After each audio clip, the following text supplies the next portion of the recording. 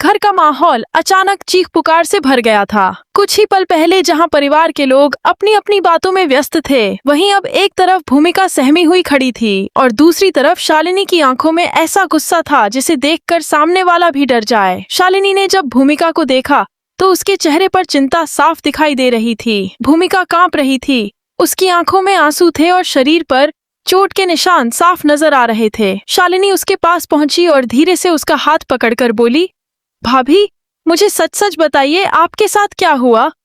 भूमिका कुछ पल तक चुप रही, जैसे उसके अंदर का डर शब्दों को बाहर आने ही नहीं दे रहा था। फिर उसने कांपती आवाज में कहा, जिस इंसान पर मैंने सबसे ज्यादा भरोसा किया, उसी ने मुझे मारने की कोशिश की। यह सुनते ही शालिनी का चेहरा बदल गया।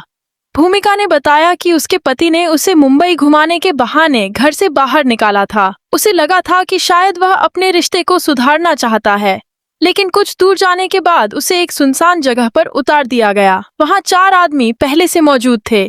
भूमिका कुछ समझ पाती उससे पहले ही उन लोगों ने उसे घेर लिया। उनका मकसद साफ था, उसे जिंदा नहीं छोड़ना। भूमिका ने अपनी पूरी ताकत से बचने की कोशिश की, लेकिन 4 लोगों के सामने वह अकेली पड़ गई। तभी वहां शालिनी पहुंची। किसी को समझ नहीं आया कि वह इतनी तेजी से वहां कैसे पहुंची और उसे पता कैसे चला कि भूमिका खतरे में है। शालिनी ने बिना एक पल गंवाए उन गुंडों का सामना किया। जो औरत घर में शांत रहती थी, वही अचानक इतनी तेजी से उनके सामने खड़ी थी कि कुछ सेकंड के अंदर पूरा माहौल बदल गया। उसने एक एक करके उन लोगों को जमीन पर गिरा दिया। भूमिका की आंखों के सामने जो कुछ हुआ वह किसी फिल्मी दृश्य से कम नहीं था, लेकिन भूमिका के लिए वह कोई फिल्म नहीं थी, वह उसकी जिंदगी और मौत के बीच का फर्क था। शालिनी ने उसे वहां से निकाला और स्कूटी पर बैठाकर अपने घर ले आई।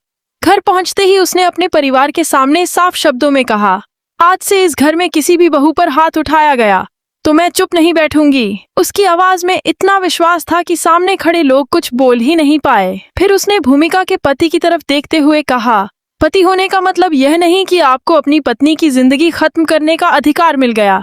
पति वह होता है जो अपनी पत्नी की रक्षा करे, उसका सम्मान करे, उसके डर को समझे। आपने तो उसी इंसान को मारने की कोशिश की जो आप पर सबसे ज्यादा भरोसा करती थी। इसके बाद शालिनी ने एक ऐसी बात कही जिसने पूरे परिवार को अंदर तक हिला दिया। उसने कहा, मेरी माँ को मैंने रात दिन रोते हुए देखा है, मैंने अपनी भाभी को दर्द सहते हुए देखा है। मैंने औरतों को सिर्फ इसलिए चुप होते देखा है क्योंकि उनके सामने ताकत और पैसे वाले लोग खड़े थे। लेकिन अब ऐसा नहीं होगा। जिस घर में बहू पर अत्याचार होगा, जिस रास्ते पर किसी औरत को डराया जाएगा, वहां अगर सबसे पहले कोई खड़ी होगी तो वह शालिनी देशमुख होगी।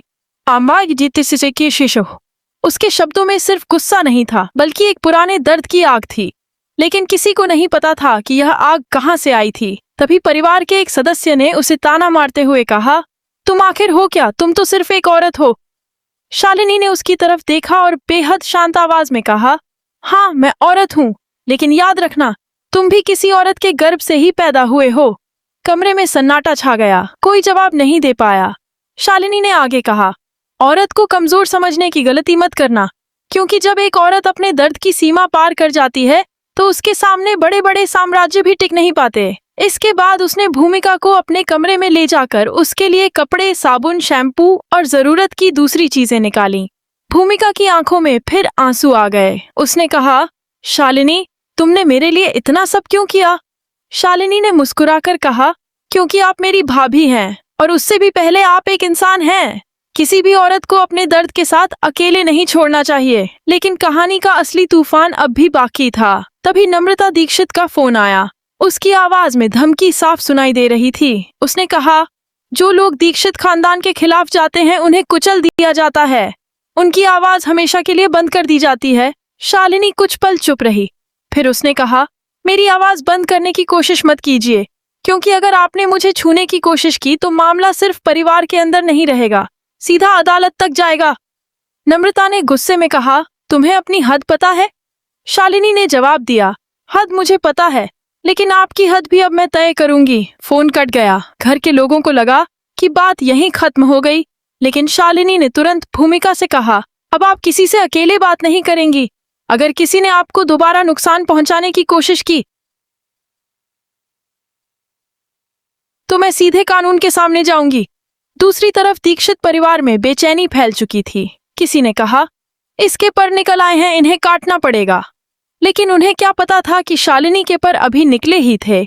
उसकी असली ताकत तो अब सामने आने वाली थी। रात को जब पूरा घर शांत हुआ, शिव प्रसाद ने शालिनी को रोक लिया। उसने उसकी आंखों में देखकर पूछा, सच सच बताओ, तुमने उन चारों गुंडों को अकेले कैसे हराया?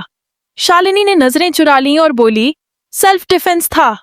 शिव प्रसाद ने फिर पूछा, और रिवॉल्वर, तुम्हें बंदूक चलाना कैसे आता है? शालिनी चुप रही। शिव प्रसाद ने कहा, हमारी शादी को लगभग 10 साल हो चुके हैं। मैंने हमेशा तुम पर भरोसा किया है, लेकिन आज पहली बार मुझे लग रहा है कि तुमने मुझसे अपनी जिंदगी का सबसे बड़ा हिस्सा छिपाया है। शालिनी की आंखें भर आईं। उसने सिर्फ इतना कहा, मुझ पर भरोसा रखिए, मैं आपसे प्यार करती हूँ, लेकिन मुझे कुछ दिन दीजिए, मैं खुद आपको बताऊंगी कि मैं कौन हूँ। शिव प्रसाद ने पूछा, कुछ दिन क्यों, अभी क्यों नहीं? शालिनी ने धीरे से कहा, क्योंकि अगर मैंने आज अपना सच बता दिया तो सिर्फ आपके सवालों के जवाब नहीं मिलेंगे, बल्कि बहुत सारे लोगों के चेहरे बेनकाब हो जाएंगे। और यहीं से शुरू हुआ शालिनी के अतीत का वह अध्याय, जिसे उसने 10 साल से अपने पति से छिपा कर रखा था।